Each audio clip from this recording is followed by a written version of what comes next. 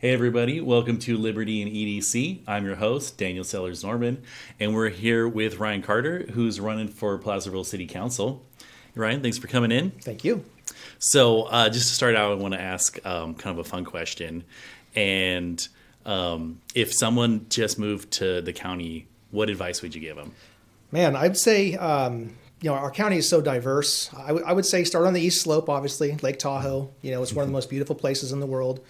And then just work your way west, follow Highway 50. You got Apple Hill, you got Pollock Pines, you got, the city of Placerville, obviously my favorite, and then all the way down to Dorado Hills. I mean, there's something for everybody in this county, and that's one of the most wonderful things about it. And then, north and south, Swansboro, the wine country, it's just, you can't go wrong. Yeah. Where's Swansboro? It's it's a beautiful place out in the Bays. It's where I grew up. Oh, yeah. I always ask people, like, do you know where Swansboro is? I do, yes. Yeah. Okay. Yeah. So tell us a little about your background. Why did you decide to run? And Sure.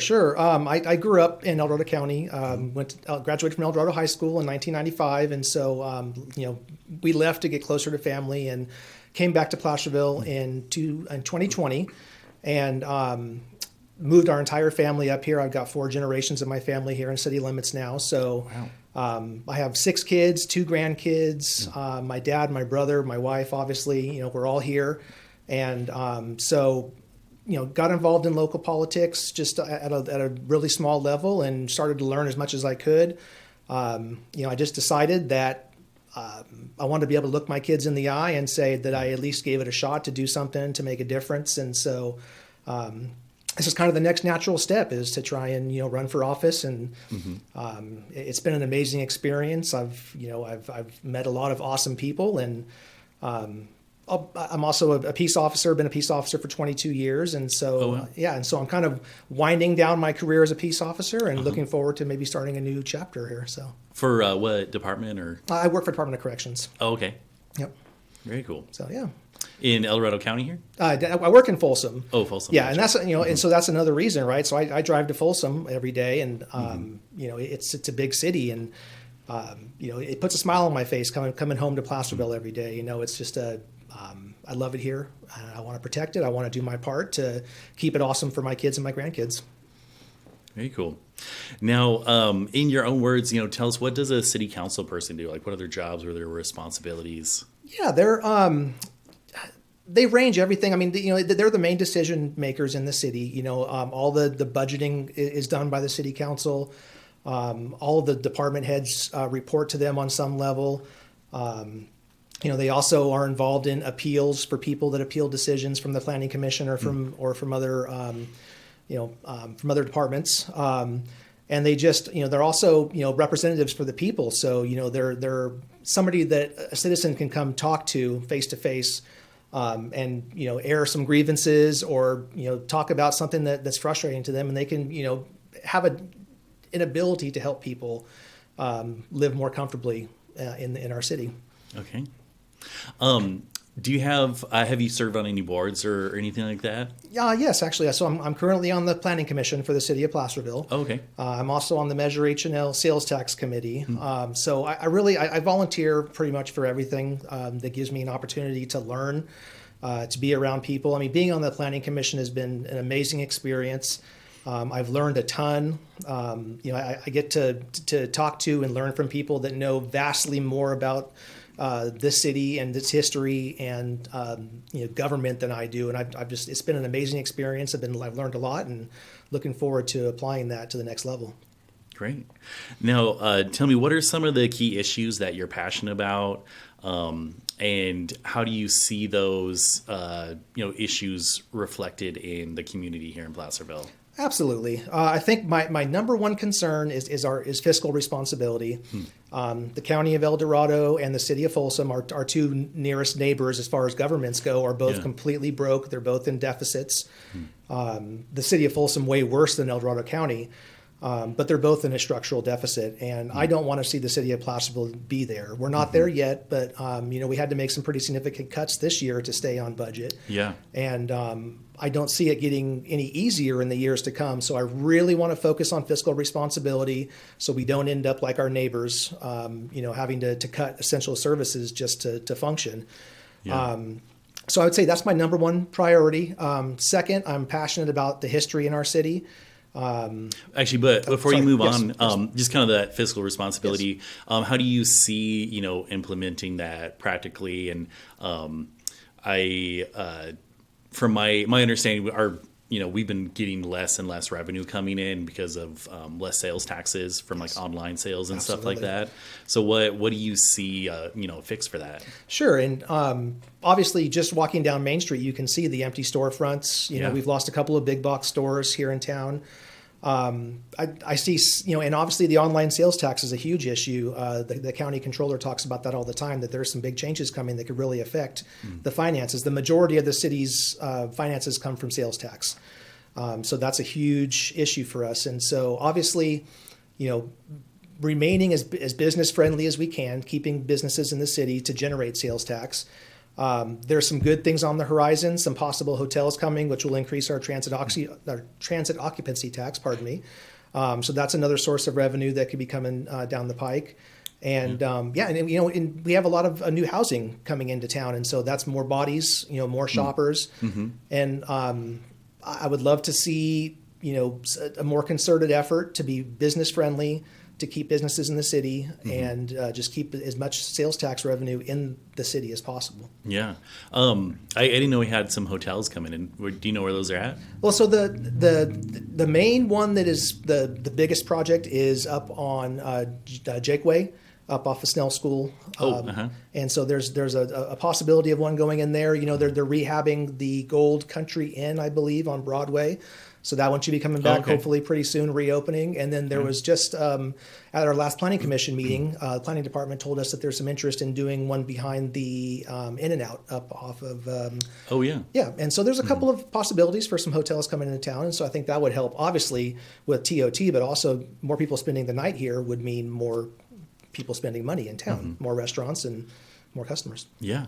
So go ahead with your second point. Thank you. Yeah. And so historic preservation, and also that gets back to what we're talking about. I think that our tourism, the tourism that our historic districts and our history generate, I think is a big part of what makes this community awesome and keeps it financially sound.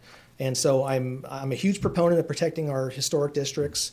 I am passionate about keeping the buildings we have here looking beautiful. I want to try and we're working in the Planning Commission now, trying to do some stuff to help to bring more light to the historic districts, bring more people into them, and then hopefully that'll increase tourism and also contribute to the city's well-being.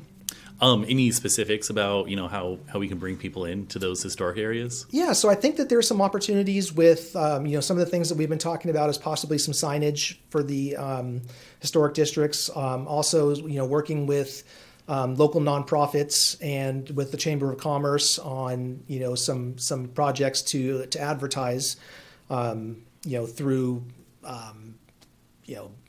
like Save the Graves is an awesome example of what a nonprofit can do to talk about our history and bring people up, and just to get people involved in our history and bring them to Main Street. And that's kind of the goal of what I think that whole, partnership could do. Yeah, that's great. Yeah. Any other issues that you want to talk about? I think, the last one really is just being more friendly to business. I've been talking with a lot of business owners through this campaign now, and I really there's a lot of frustration with some code enforcement stuff, with some just there's a consensus among business owners that the city is not very friendly to business. And I think that we need to change that. I think, California is a tremendously difficult place to do business already. I don't believe the city needs to make it any more difficult on people.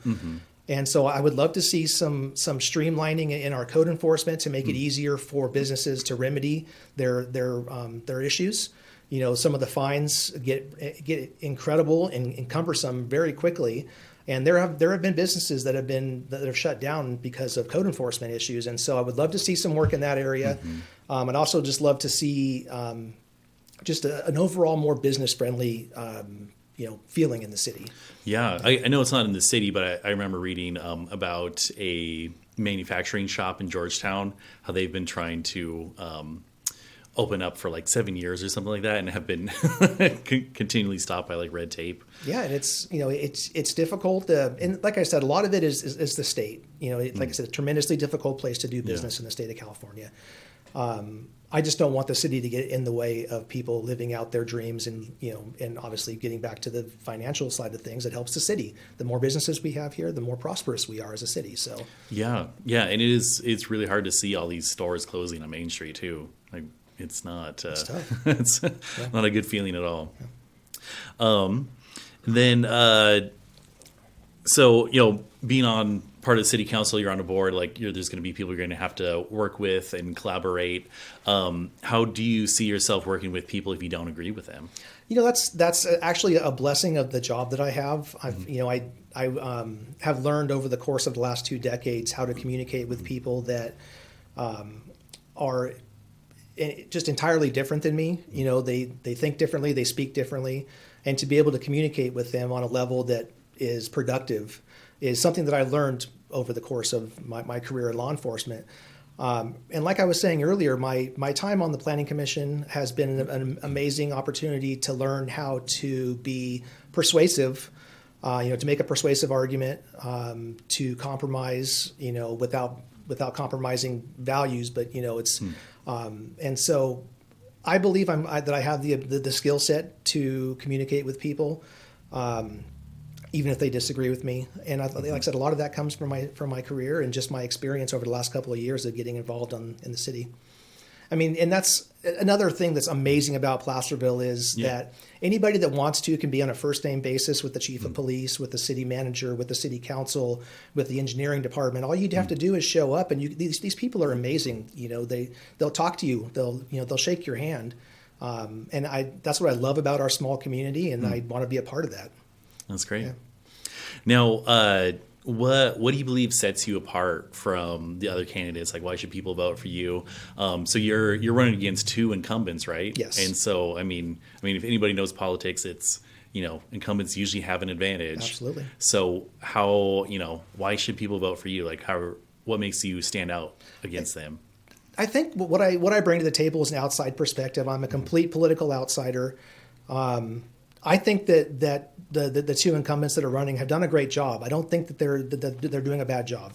I just think that the city could benefit from an outside perspective from somebody that has fresh ideas, that it doesn't have connections, that doesn't have an air of the good old boys network.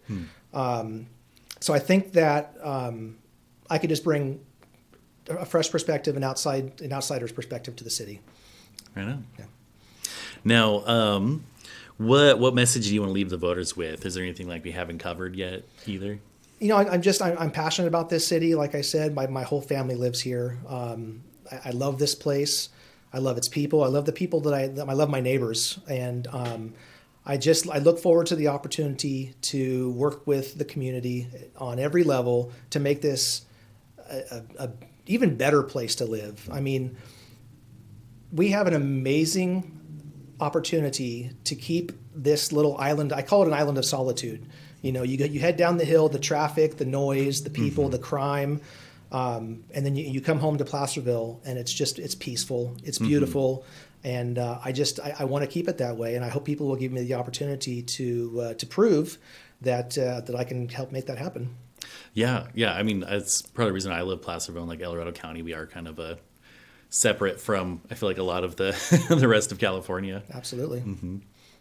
Now, if people want to get involved or support your campaign, how can they do that? Yeah, so my website is Carter for Placerville. My email address is Ryan@CarterForPlacerville. Right. So if anybody Right wants, here? yep, right there.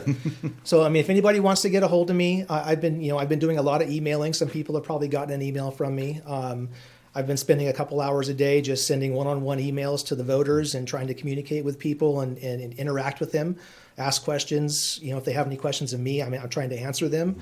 And so I welcome people. Please email me if you have any questions, if you want specific policy positions or answers to any questions that we didn't cover today in this short form. Please email me, and I'm happy to answer. I'm an open book. Or if you see me on the street, I'm walking down Main Street a couple times a week, just stop me and ask a question. I'd love to answer it.